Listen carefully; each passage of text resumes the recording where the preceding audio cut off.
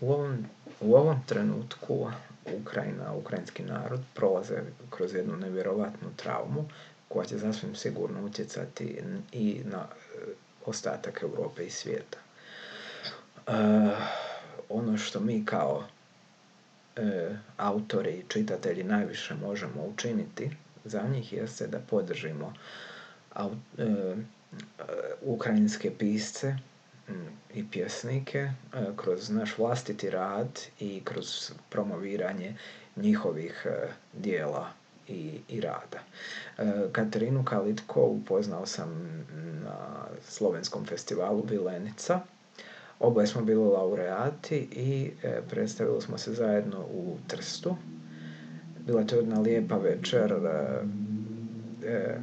bio sam iskreno impresioniran njenom poezijom, njezinim karakterom i nadam se iskreno da je dobro i da ćemo se uskoro opet vidjeti, zato što je autorica čiju poeziju treba čitati. Njezina knjiga je objavljena u hrvatskom prijevodu, zove se Zavjera drveća u izdanju Versopolisa, preporučujem je. I upravo ću sada pročitati pjesmu 6. travanj, vrlo prikladna iz te zbirke. Spavaš ne samo s ovim jednim muškarcem, već i s njegovim cijelim životom. I taj povremeno smeta vam zaspati ili grliti se kad godi. Recimo često naiđe rat i legne između vas poput djeteta koje se boji ostati samo u tamnoj susjednoj sobi.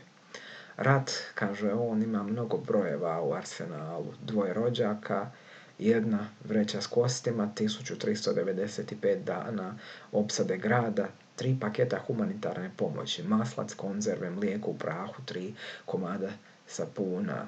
Po tebe dođu 4, svaki s puškom o ramenu, pokažu popis, sprovodete uz oružanu pratnju kroz noćni grad. 2 put dok hodaš, čuješ granate kako šište nad glavom. Iz baraka 5 puta izvode noću na kišu, vode do jame u kojoj već truli 43 i svaki put pomisliš, sada ću napokon umrijeti i priznati Bogu. Bila je sve to tek loša šala, a oni vas bacaju licem u prašinu i guraju cijevi u potiljak. Morate dugo ležati i od tada, kaže, više ne volim sanjati. Sva ova sjećanja, znaš, i nisu toliko muška.